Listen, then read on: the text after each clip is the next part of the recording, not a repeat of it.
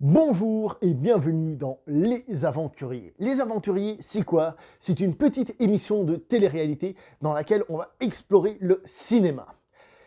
Pour ce faire, nous aurons des concurrents qui vont être mis au défi de regarder un film, sans savoir lequel c'est. Ils vont être obligés de le regarder. Et une fois qu'ils l'auront vu, ils décideront s'ils continuent ou pas. S'ils acceptent de continuer, eh bien, ils seront obligés de regarder le prochain film. Et après chaque visionnage de film, ils auront le droit de dire si oui ou non ils jettent l'éponge ou continuent l'aventure. Avant d'aller plus loin, drama. Je suis obligé de le faire, je suis désolé. Je tiens très spécifiquement à ne pas remercier des personnes qui m'ont dit qu'ils allaient participer et qui ont laissé traîner le truc et qui finalement n'ont pas participé, sans même me dire qu'ils laissaient tomber ni quoi que ce soit. Je tiens à préciser que pour certaines de ces personnes, j'ai même participé à certains de leurs projets alors qu'eux, ils ne participent pas à mes projets. Je tiens aussi à préciser que je ne leur en veux pas, spécialement, enfin si je leur en veux, mais je veux dire, je ne suis pas fâché avec eux pour autant, hein. J'aurais pas de souci à être avec eux et tout ça. Et je vous dis ça, comme ça vous pouvez vous amuser à faire des dramas et tout ça si vous le voulez. Je tiens juste à mettre les choses à plat parce que sachez que la ressource qui a le plus de valeur pour moi maintenant à mes yeux, c'est le temps. Et me faire perdre du temps, c'est un truc que je ne supporte pas. Wouh! Bon, maintenant ceci étant dit, on va revenir un peu à l'émission. Et donc, comme je vous disais, principe du jeu, il nous faut des concurrents. Donc, présentation des concurrents. Voilà, bonjour, donc je m'appelle Eddy, j'ai 40 ans. Salut, moi c'est Yannick, 40 ans. Je suis un pur produit des années 80 nourri à la VHS.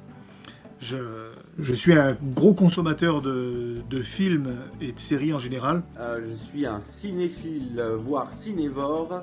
Je regarde énormément de films, je vais beaucoup au cinéma. Vous avez déjà pu me voir sur la chaîne du Beau Parleur.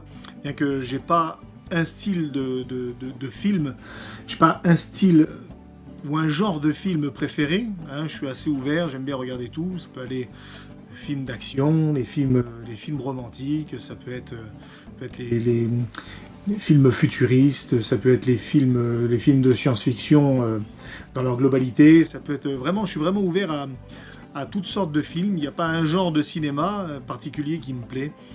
J'aime bien le cinéma hollywoodien, bien évidemment. J'aime bien aussi le cinéma français, quand il est bon. Voilà pour la petite description. Évidemment, je ne vous cache pas que pour cette première petite saison, si on en fait d'autres évidemment, le sujet n'est ni plus ni moins que le cinéma asiatique, puisque vous le savez, c'est un petit peu mon petit berceau à moi, et un endroit où je peux faire découvrir des petites pépites.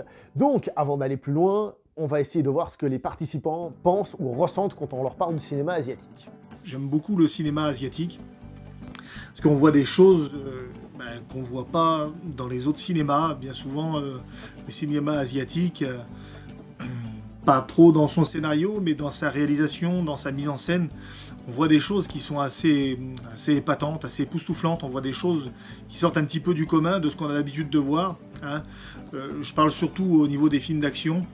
Moi, pour ma part, quand j'étais plus jeune, j'étais un grand fan des films chinois, hein, beaucoup les films de Bruce Lee, les films de Jackie Chan ont un petit peu bercé mon enfance. Et puis, je sais pas pourquoi, avec l'adolescence, tout ça, c'est un cinéma que j'ai un petit peu moins vu. J'ai un petit peu moins été à la recherche, hein, du cinéma. J'ai vu quelques films de John Woo, j'ai vu un peu quelques films comme ça, de Tsui Hark, mais c'est pas des films, c'est pas un cinéma vers lequel j'ai été attiré à partir de mon adolescence, on va dire, jusqu'à il n'y a pas très très longtemps. Je m'y suis remis un petit peu, hein, en allant un petit peu voir les critiques de films sur YouTube. J'ai eu envie de retourner vers le cinéma et puis j'ai découvert le cinéma chinois. J'ai redécouvert le cinéma chinois, puis j'ai vu aussi que dans d'autres pays comme la Corée, comme l'Indonésie, qu'on était capable aussi de faire de magnifiques films. Donc, de plus en plus, j'ai envie de découvrir ce cinéma qui m'a un petit peu échappé ces dernières années. Alors, j'ai accepté le défi, donc un genre de stop ou encore, pour ceux qui connaissent RTL, qui sont vieux comme moi, quoi. Voilà, sur le sujet des films asiatiques. Alors, mon rapport avec le cinéma asiatique, je regarde pas mal de films asiatiques depuis quelques années déjà, même depuis l'adolescence. en sachant que un de mes films préférés de tous les temps, c'est Épouse et concubine, donc voilà. Et j'ai découvert le cinéma aussi sud-coréen, comme tout le monde, hein. Enfin un petit peu avant quand même, parce que avant quand même que Parasite sorte, hein. Je connaissais déjà pas mal de films asiatiques, japonais, chinois, sud-coréens, singapouriens, donc voilà, mais j'avais pas une culture très étendue. Voilà, et donc là j'ai décidé d'accepter le défi du beau parleur, à savoir voir un film, en faire découvrir d'abord de quoi il s'agit, le regarder et en faire une mini-critique. Ceci étant fait, maintenant on va attaquer le cœur de l'émission en tant que telle, à savoir le premier film. Attention, ils se sont engagés, ils ne peuvent plus dire non. Attention, attention, attention. Je tiens à préciser que j'ai été gentil. Le premier film est le suivant.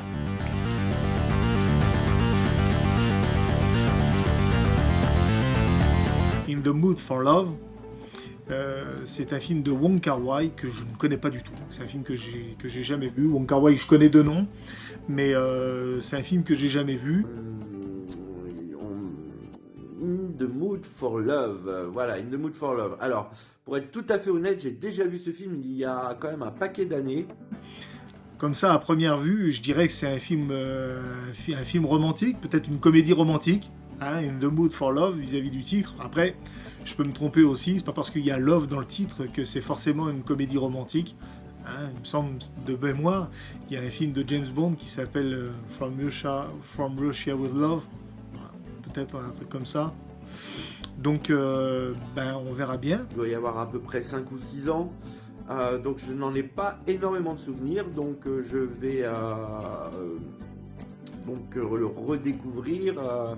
Voilà, donc je sais que c'est un film très très très lent, très contemplatif, avec une musique redondante, voilà, donc mais je sais que c'est aussi un très très beau film, donc je me lance, j'y vais, voilà. Je donnerai mon avis une fois que j'aurai vu le film. In the Mood for Love, c'est donc un film de Wong Kar-wai, un film très esthétique, d'une beauté à tomber par terre, avec une musique à tomber par terre, une musique qui vient d'un film japonais réalisé par Seijun Suzuki. On vous a parlé de films de Seijun Suzuki sur cette chaîne. Donc un film très intense, très profond. Ce n'est pas une comédie romantique, ce n'est pas un film joyeux. Là, on est vraiment dans le pur cinéma d'auteur, la chose que pourraient craindre certaines personnes qui veulent découvrir ce cinéma, de tomber sur quelque chose qui pourrait être chiant, mais attention, je tiens quand même à préciser que là, ici, c'est du très très bon. Donc, vous avez eu la présentation des concurrents, hein, vous avez eu leur premier avis sur ce que va être ce film. On se voit prochainement pour le deuxième épisode où cette fois-ci, ils auront vu le film et ils vont vous livrer leur avis. Vont-ils survivre à Wong Kar-wai, à ses lenteurs, à son esthétisme? C'est ce que nous verrons dans le prochain épisode.